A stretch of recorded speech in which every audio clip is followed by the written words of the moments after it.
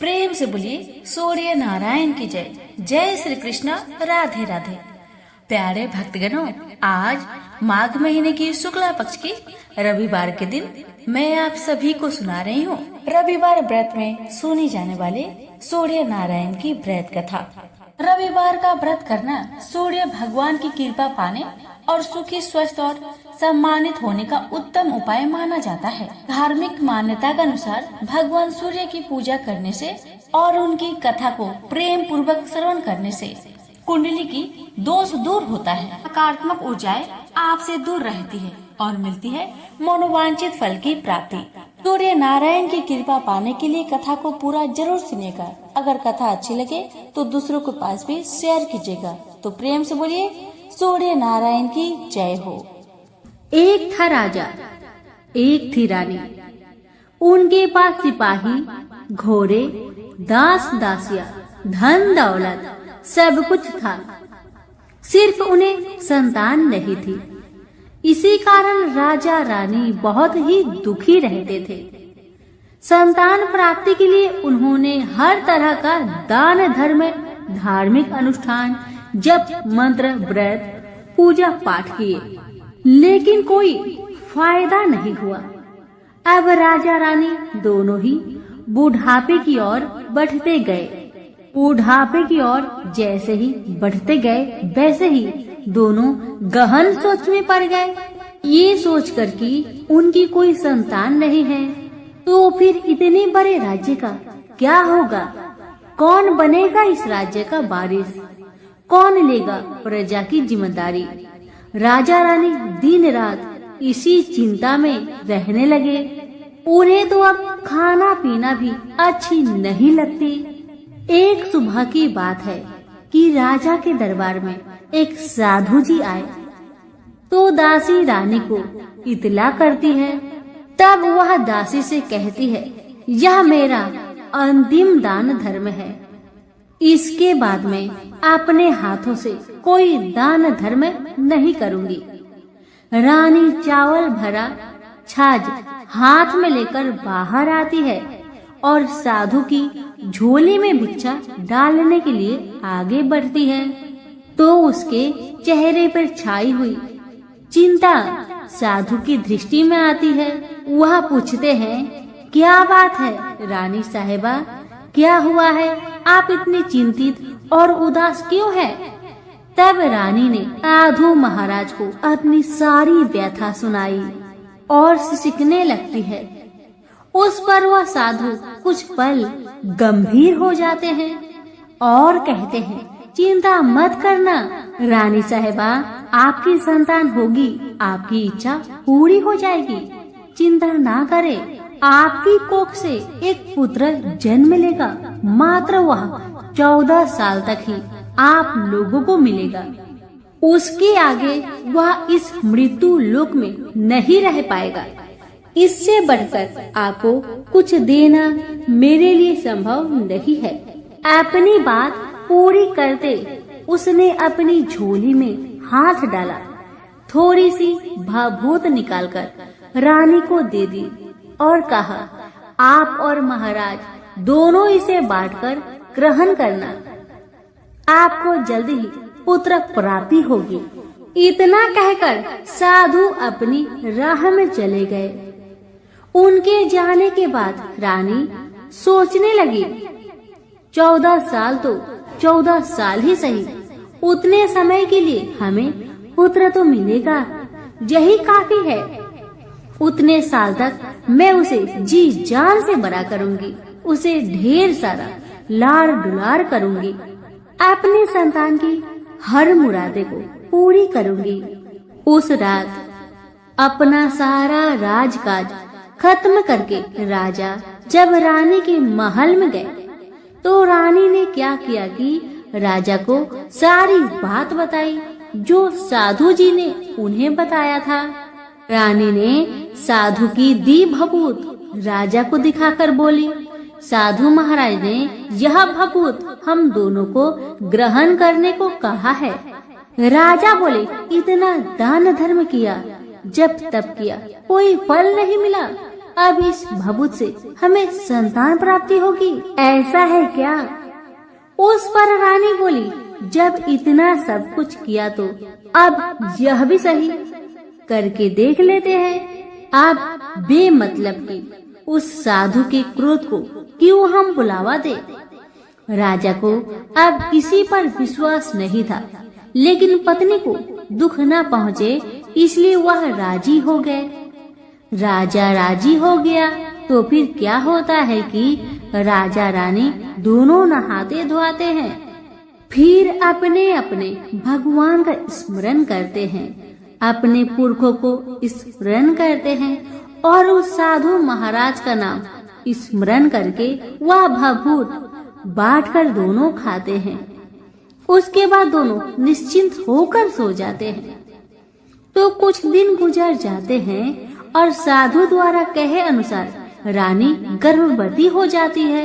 उस पर राजा रानी दोनों की खुशी का गमन नहीं समाती। राजा रानी से बोला, महारानी सचमुच साधु महाराज की कृपा हो गई। समय बीतते गया, 9 महीना पूरा हो गया तो रानी ने एक सुंदर गोरे पुत्र को जन्म दिया। राजा ने बड़ी धूमधाम से पुत्र का नामकरण किया।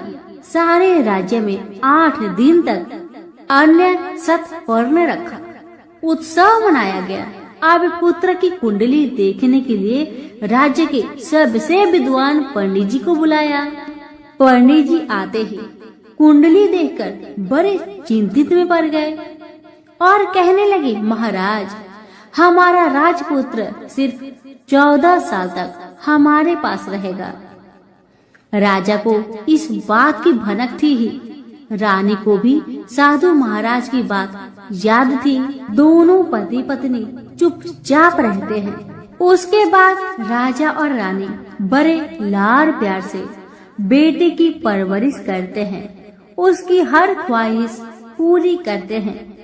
थोड़े समय के लिए ही सही भगवान ने संतान की अपनी मुरादें पूरी कर दी।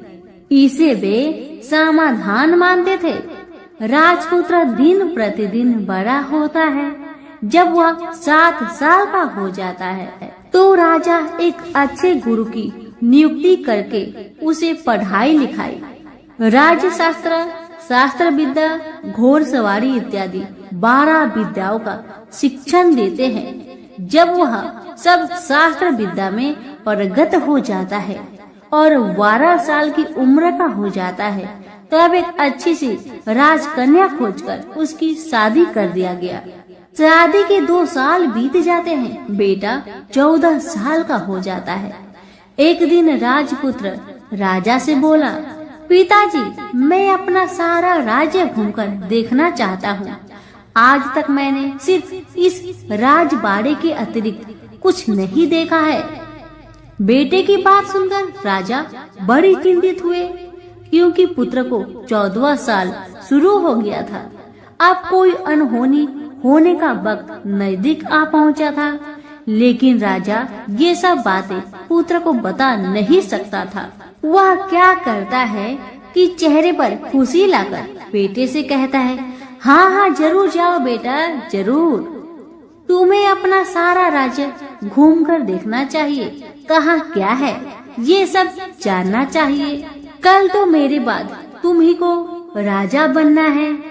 मात्र एक बात का ध्यान रखे कि तुम जहाँ जा रहे हो, क्या कर रहे हो, क्या बात अपनी पत्नी को नहीं बताना। पुत्र ने कहा, ठीक है पिताजी, आपने जो कहा है मैं वैसा ही करूँगा। तो होता है ये कि राजपुत्र दिन भर अपने पत्नी के साथ मौज मस्ती करता है, खुशियाँ मनाता है और रात को ठीक 12 बजे बिस्तर से उठकर बाहर चला जाता है। फिर पौ फटने से पहले वापस अपने महल में आकर सो जाता है। ऐसे बहुत दिनों तक चलता रहा। अब पुत्र का 14वां साल खत्म होने में कुछ दिन ही बाकी रहते हैं। इतने में ये होता है कि उसकी पत्नी यानी छोटी रानी रात में जाग जाती है। वह देखती है कि बिस्तर पर राजपुत्र नहीं है। वह महल में सब जगह देखती है तो राजपुत्र कहीं भी नजर नहीं आते। तो ये बात वह किससे कहेगी और क्या करेगी? बेचारी चुपचाप रहती है। फिर भोर होने पर वह देखती है कि उसका पति अपनी जगह पर सोया है। छोटी रानी अपने पति से कुछ नहीं पूछती, लेकिन दूसरी रात भी वैसा ही होता है। तीसरी रात, चौथी रात, ऐसे ही बहुत दिन तक चलता है। रानी बहुत चिंतित हो जाती है। पति रात को जाता कहाँ है? किससे मिलने जाता है? छोटी रानी के मन में ढेर सारी सवाल उमड़ जाते हैं, लेकिन छोटी रानी को राजकुमार से सवाल करने में डर लगता था। शायद उसका पति गुस्सा हो बैठे। सास ससुर से पूछने के बारे में सोचा तो उसकी कुल मर्यादा बीच में आ जाती थी। इसी तरह मन ही मन में बेचैन रहती थी। इस हालत में उसे खाने पीने में दिलचस्पी नहीं होती थी। वह दुबली पतली हो जाती है। उसी राज्य में एक फूल बेचने वाली एक बूढ़ी मालिन रहा करती थी। वह हमेशा छोटी रानी को फूल देने उसके महल में आती थी। उस बुढ़िया का ध्यान छोटी रानी पर जाता है। वह उससे पूछती है, बेटी, तुम्हें किस बात का दुख है? तुम इस तरह सूख कर काटा क्यों बनी जा रही हो? उस पर रानी कहने लगी, क्या बताऊं बूढ़ी अम्मा, तुम्हारा राजपुत्र हर रात बिस्तर पर से उठकर कहीं और चला जाता है और सुबह भोर होते ही वापस आकर सो जाता है। वह कहाँ जाता है? प्रेमिका से मिलने जाता है क्या? यह सोचकर मैं अन्न जल ग्रहण नहीं कर पाती और सूख सूख कर इस तरह कांटा बन गई हूँ। बुढ़िया सब बात सुनकर उसे एक उपाय बताती है और कहती है, बेटी, तुम ऐसा ही करना। आज रात तुम सोना मत, उसके पीछे जाकर देखना कि वह कहाँ जाता है, क्या करता है। उसकी अच्छी तरह से पहरेदारी करना। इस पर छोटी रानी ने कहा, मुझे नींद आ गई तो मैं क्या करूँगी? तब बूढ़ी अम्मा ने कहा, तुम्हें नींद न आए इसलिए एक काम करना, अपने बाएं हाथ की उंगली में एक जख्म करना, उस पर थोड़ी सी मिर्च छिड़कना, उससे तुम्हें बड़ी जलन होगी और उस पीड़ा से तुम्हें रात भर नींद नहीं आएगी।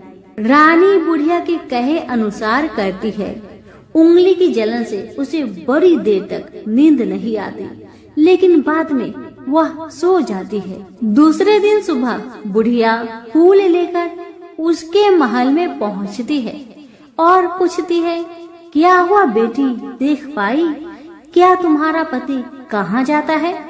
रानी कहने लगी, नहीं अम्मा, पहले कुछ समय जलन के कारण मुझे नींद नहीं आई, पर कुछ देर पश्चात मैं सो गई थी।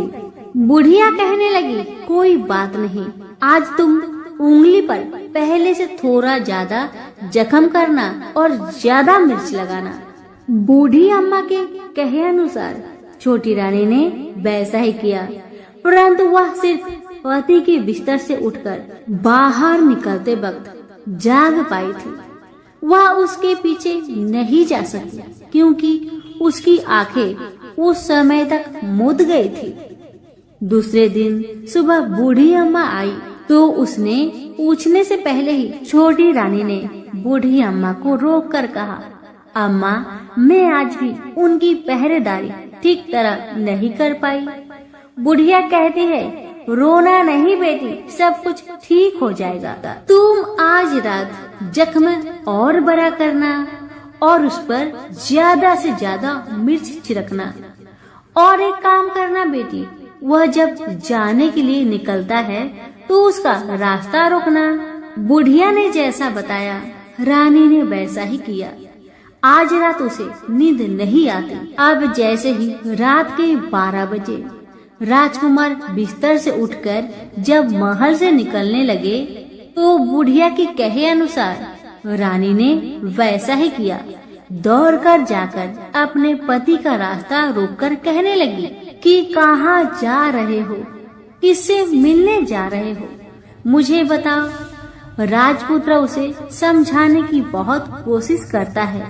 देखो, अगर मैंने तुम्हें वह बताया तो मैं तुम्हें दोबारा नहीं मिल पाऊंगा। पत्नी कहने लगी, कोई बात नहीं, न मिल पाओ, लेकिन आप रात के समय कहाँ जाते हो ये मुझे पहले बताओ। अब राजपुत्र निरुपाय हो जाता है। पत्नी की जिद के आगे उसकी एक नहीं चल पाती। ठीक उसी समय उसका 14वां साल खत्म होकर 15वां साल लगने वाला था।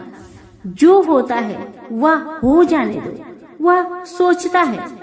कुछ चावल मंत्रों से सिद्ध करके पत्नी को देकर कहता है, इन चावलों के दानों को दोनों हाथों की मुट्ठी में पकड़ना।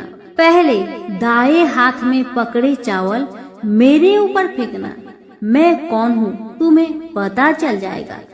बाद में बाएं हाथ में पकड़े चावल मेरे ऊपर फेंकना।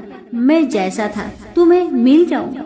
लेकिन यदि तुम बाएं हाथ के चावल मेरे ऊपर फेंकना भूल गई तो मैं तुम्हें कभी नहीं मिल पाऊंगा। राजकुमारी ने कहा, मैं नहीं भूलूंगी। रानी बड़े आत्मविश्वास के साथ कहकर दाएं हाथ में पकड़े चावल पति के ऊपर फेंक दिया तो राजपुत्र एकदम एक विशाल घोड़ा बन जाता है। एकदम उद्यमा सफेद गर्दन पर लंबी आयल देखते देखते वह तेजी से दौड़ने लगता है। रानी उस घोड़े को एकदम आश्चर्य से देखने लगती है और पति ने बाएं हाथ के चावल फेंकने की जो बात कही थी वह भूल जाती है। उसकी आंखों के सामने घोड़ा महल से बाहर निकलकर चला गया। घोड़ा जो महल से बाहर गया तो वह वापस नहीं आया। अब रानी को बड़ा पश्चाताप हुआ। वह स्वयं को कोसने लगी, लेकिन अब कोई फायदा नहीं होने वाला था। राजपुत्र अब वापस नहीं आने वाला था। सुबह होते ही महाराजा महारानी को सब बात पता चली। उन्हें बहुत दुख हुआ। वे बिस्तर पकड़ते हैं और राह देखते हैं कि एक दिन उनका बेटा वापस आ जाए। इस तरह 1 महीना गुजरा, 2 महीने गुजरे, 3 महीने गुजरे, आखिर 6 महीने पूरे हुए। राजपुत्र का कोई आता पता नहीं लगा। प्रधान राजपुत्र को ढूंढने के लिए राज्य के गांव-गांव सिपाही भेजा गया, लेकिन उन्हें कोई सफलता नहीं मिली। इधर रानी अपनी हठ के कारण पति गायब हो गया। यह सोचकर स्वयं को मन ही मन कोसती रही और प्रण लेती है कि कुछ भी करके पति को ढूंढ लाएगी और उसे वापस घर ले आएगी। एक दिन वह सुबह उठकर सास ससुर के महल में जाती है और कहती है कि मैं अपने पति की खोज में जा रही हूँ। महाराजा महारानी को और क्या चाहिए था, बस उनका बेटा उन्हें वापस मिल जाए। बहू को उन्होंने अनुमति दे दी और कहा कि बेटी तुम्हें जहाँ जाना है जाओ, जो करना है करो, पर मेरा बेटा को लेकर ही वापस आना। भगवान तुम्हें कामयाबी दे।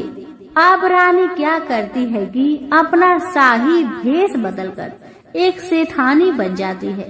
कुछ दास दासियों को, कुछ नौकरों को साथ में लिया, कुछ सामान साथ लिया और राज्य की सीमा पर जाकर वहाँ एक भोजनालय खोल दिया। वह आने वाले सब यात्रियों को खाना मुफ्त में देने लगी। मात्र एक शर्त रखी कि खाने वालों को उसकी देखी कोई अजीब चीज उसकी मालकिन को यानी राजकन्या को बतानी पड़ेगी। तो वहाँ आने वाला हर नागरिक अपनी तरफ से मैंने यह देखा, मैंने वह देखा कहकर वहाँ से मुफ्त खाना खाकर जाता था। परंतु रानी को जो बात चाहिए थी वह अब तक किसी से नहीं मिली थी। ऐसे ही कुछ दिन बीत गया तो इधर होता है कि रानी के महल फूल लेकर जाने वाली बुढ़िया के एक बेटा और बहू थे। उनका एक छोटा बेटा था, यानी बुढ़िया का एक पोता था। बेटा और बहू सुबह काम के लिए निकलते थे तो पोते को संभालने की जिम्मेदारियां बुढ़िया पर रहती थी। बुढ़िया दिन भर पोते को संभालती थी। एक दिन होता है कि बुढ़िया को पान खाने की आदत थी, तो पान खाने के लिए चूना चाहिए था। बुढ़िया उसे तैयार करने के लिए सीपियाँ लेकर आई। इन सीपियों भूनने के लिए गोबर के कंडे चाहिए थे। कंडे इकट्ठा करने के लिए वह बांस की टोकरी लेकर चरवाहे के मैदान में गई। वहाँ बहुत सारे कंडे थे। उन्हें जमा करते करते उसे घर आने में अंधेरा हो गया। इस और शाम होते ही काम से वापस बेटा बहू घर पहुँचे तो देखा कि बच्चा घर पर अकेला है और रो रहा है। वे दोनों गुस्से से लाल पीले हो गए। इतने में बुढ़िया घर आ पहुँची। बेटा ने पूछा, पोते को घर पर अकेला छोड़कर तुम कहाँ गई थी?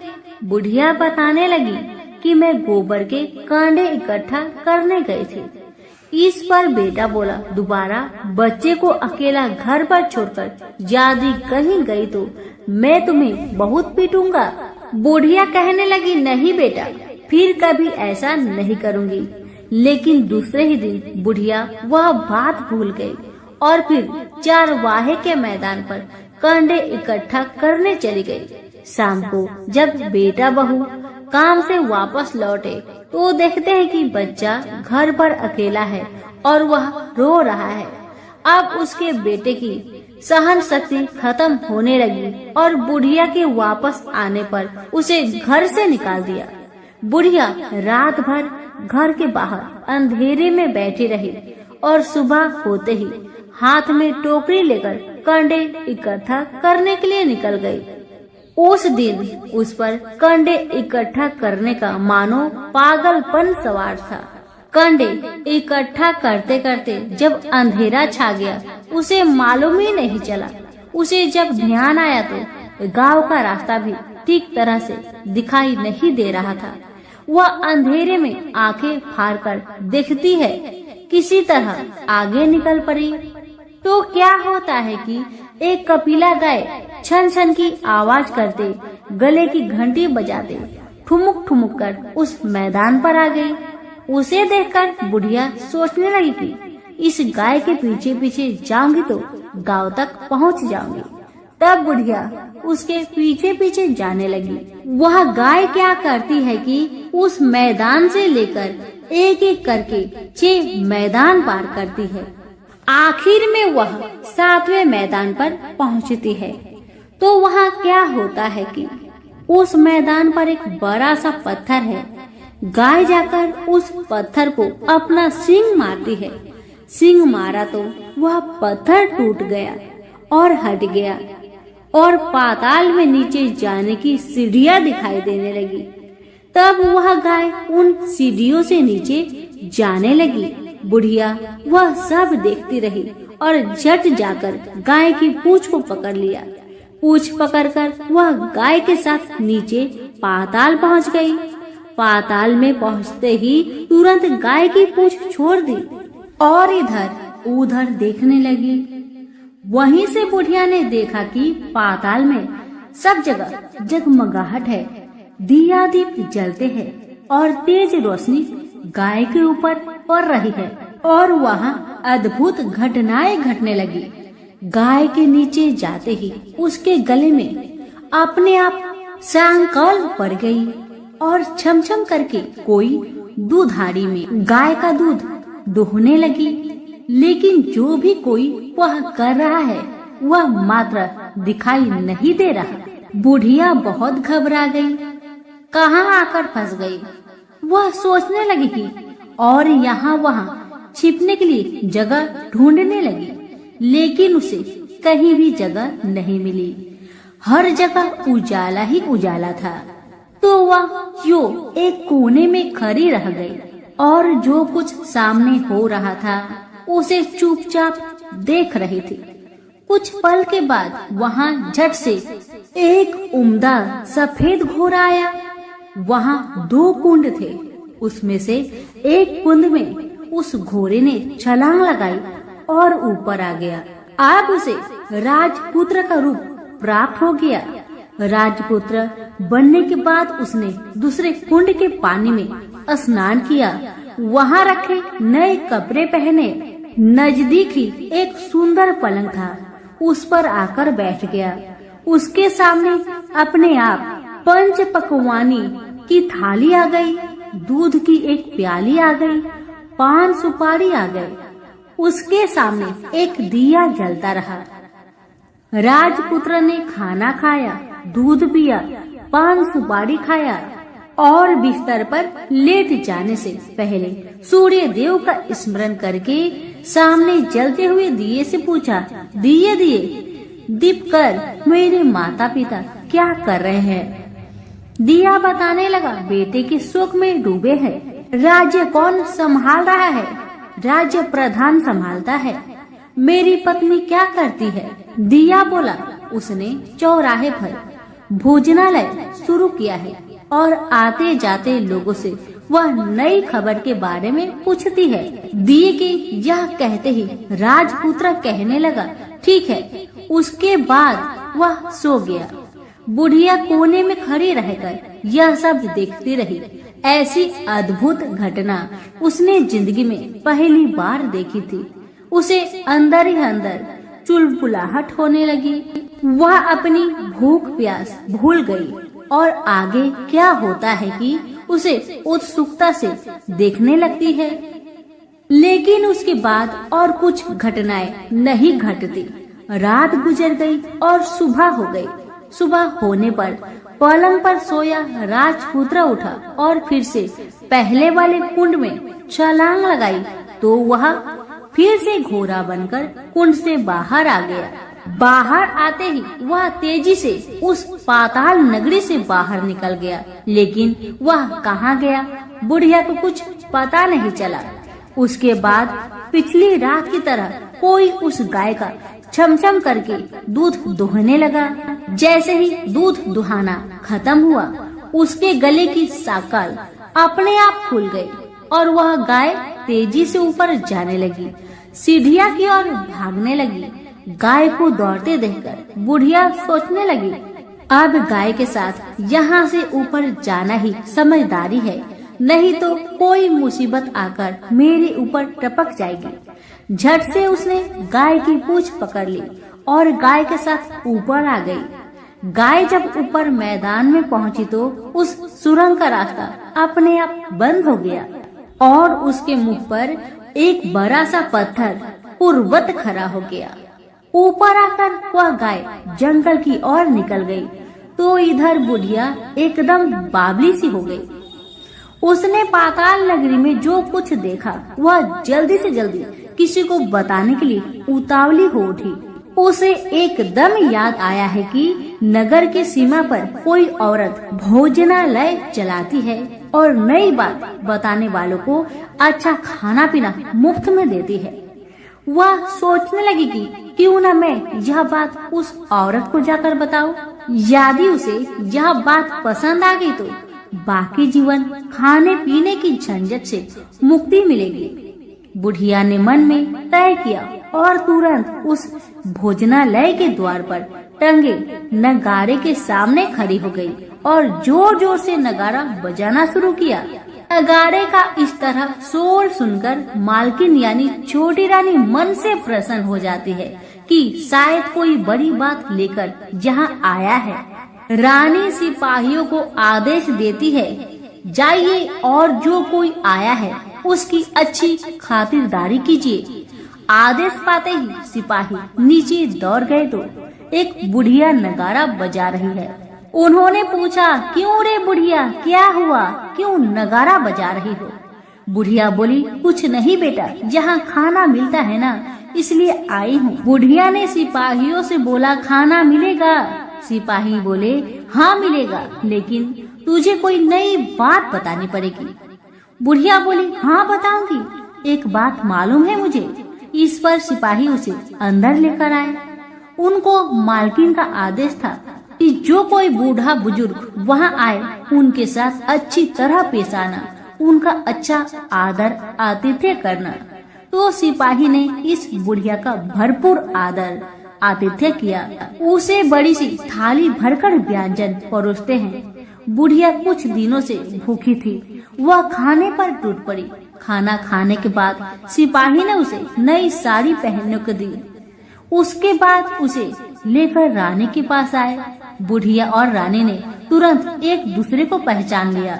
बुढ़िया बोली, बेटा तुम हो?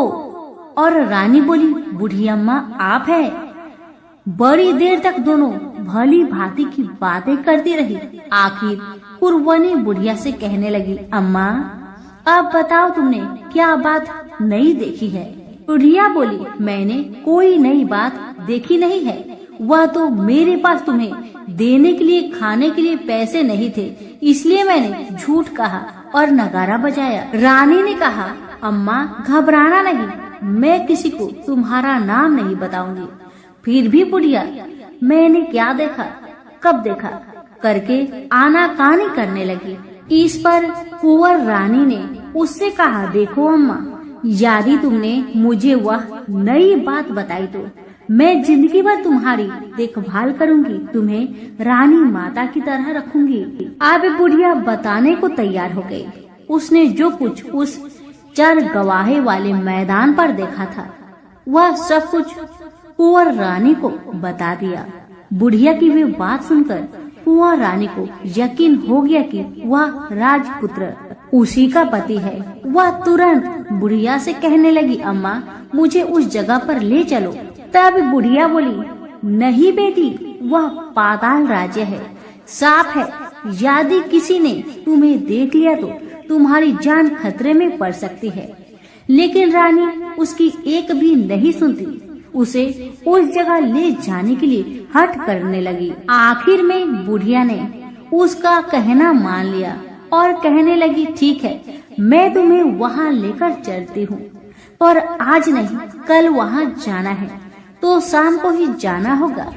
तो दूसरे दिन दोपहर को रानी बुढ़िया के साथ उस मैदान पर गई और एक जगह छुपकर गाय की आने की राह देखने लगी। दिन ढलते ही अंधेरा घेरने लगा है और गाय हमेशा की तरह वहां आ गई। मैदान के उस कोने में जाकर उसने पत्थर पर सींग मारा तो झट से पत्थर हटकर वहां सुरंग में जाने का रास्ता खुल गया। गाय उस रास्ते से नीचे उतरने लगी तो बुढ़िया रानी से कहने लगी, जल्दी आगे बढ़ो बिटिया, हम गाय की पूंछ पकड़कर नीचे उतरेंगे। तो दोनों गाय की पूंछ पकड़कर नीचे उतर गई। बुढ़िया पहले जिस कोने में छिपी हुई थी उसी कोने में छिप गई। अब नीचे सब कुछ पहले जैसा घटित हो रहा था। गाय के गले में अपने आप साकल पड़ गई। कोई अदृश्य रूप से उसका दूध दोहने लगा। एक सफेद उद्मा घोड़ा ने आकर एक कुंड में छलांग लगाई तो राजपुत्र के रूप में ऊपर आया। वह राजपुत्र दूसरे कुंड में नहाने लगा।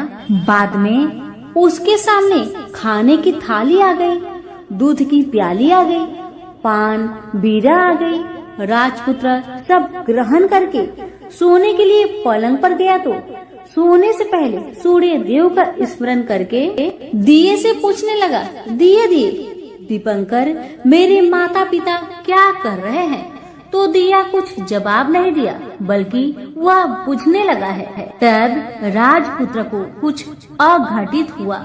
इसका संदेह हो गया कि वह उदास हो गया और जो कुछ हुआ है वह हो जाने दो। ऐसा सोचकर सोने के लिए बिस्तर पर लेट गया। अब रानी का संयम छूट गया। वह दौड़कर पति के पास गई और उसके पैर पकड़ने के लिए आगे बढ़ने लगी।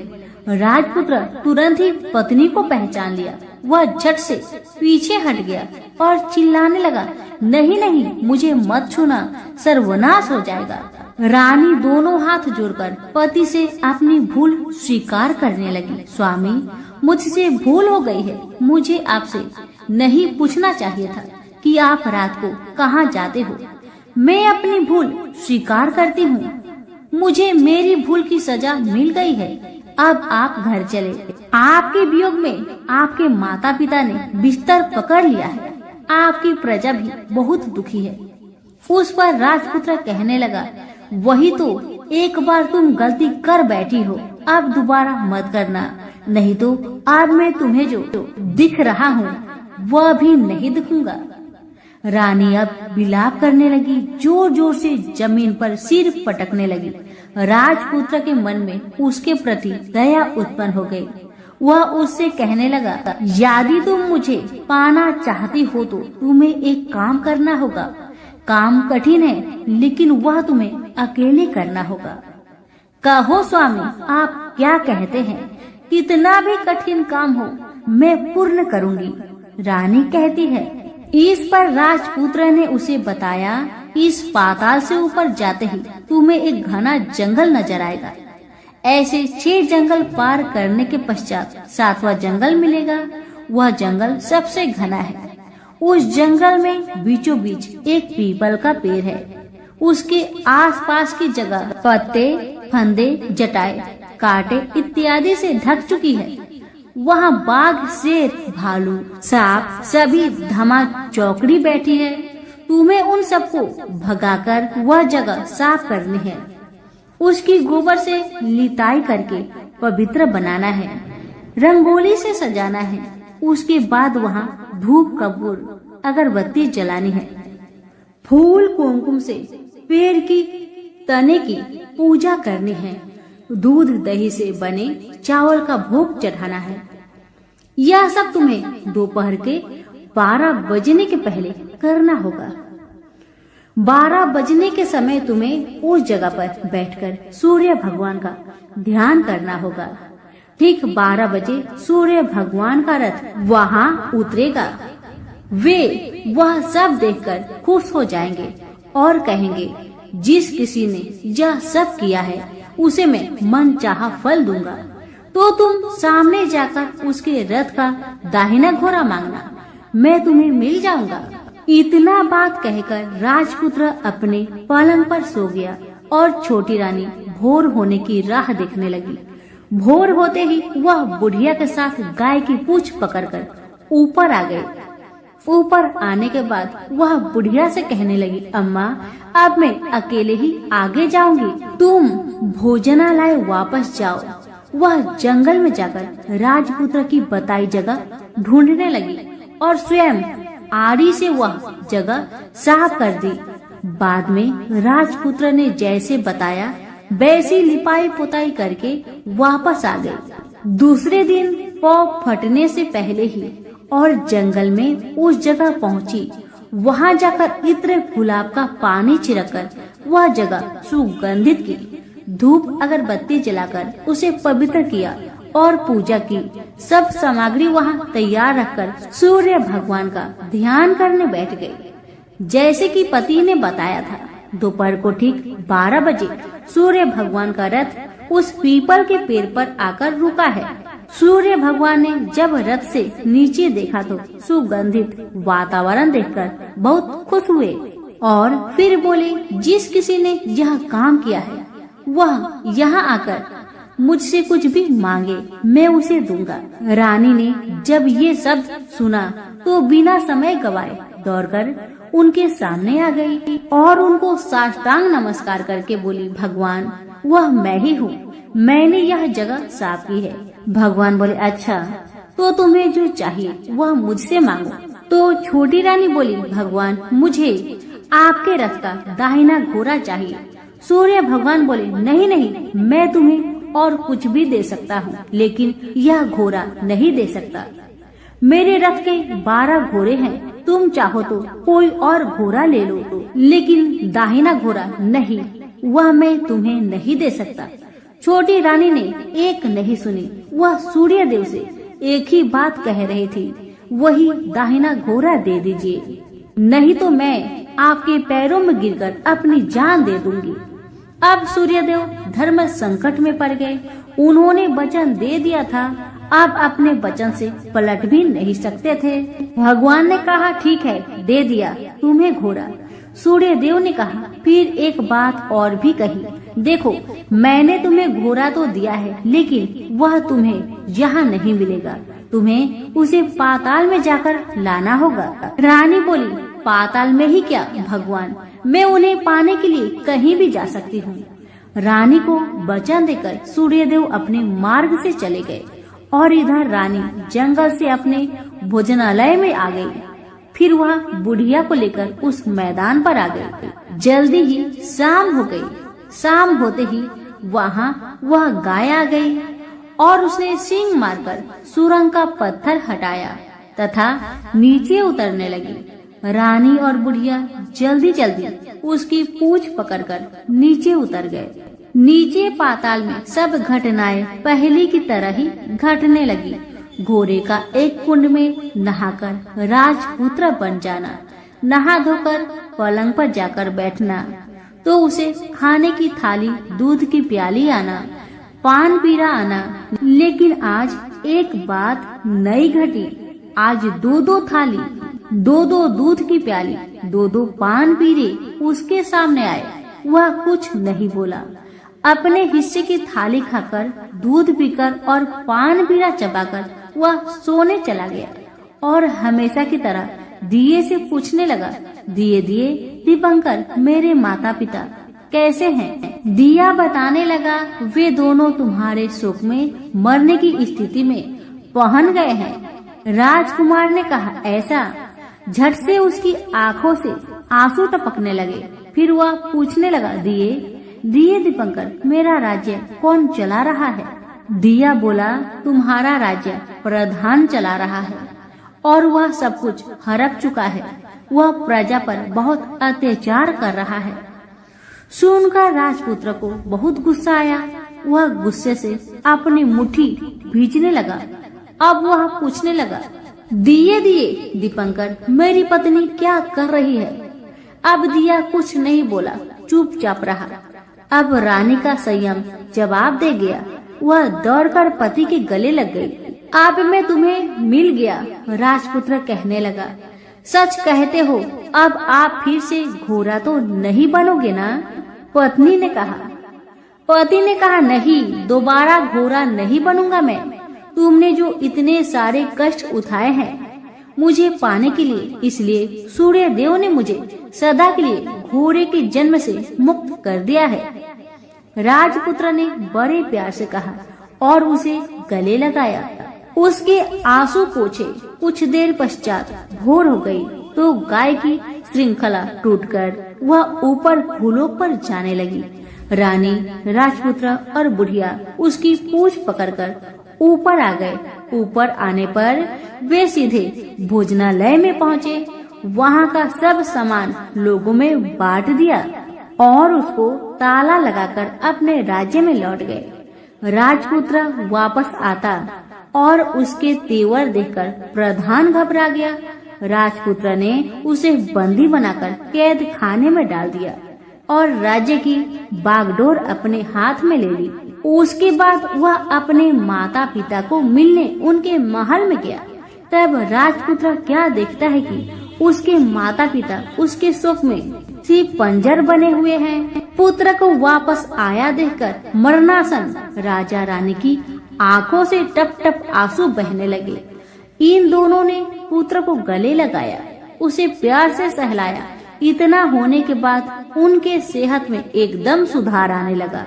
वे अब बिस्तर से उठकर बैठ गए। पुत्र को आशीष देने लगे। राजपुत्र के आने की खबर तुरंत राज्य भर में फैल गई। प्रजा खुशी से फूली नहीं समाई। प्रजाजन राजमहल के सामने इकट्ठे हो गए।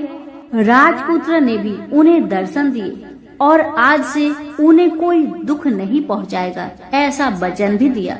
अब राजा अपने पुत्र का राज्य अभिषेक करके उसे सिंहासन पर बैठाता है और बहू को महारानी का दर्जा देता है और स्वयं अपनी पत्नी के साथ ईश्वर स्मरण करते हुए खुशी से दिन बिताता है।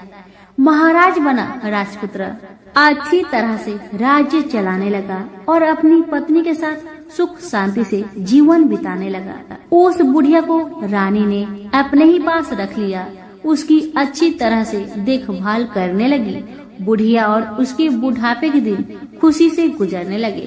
तो प्रेम से बोलिए, सूर्य भगवान की जय हो।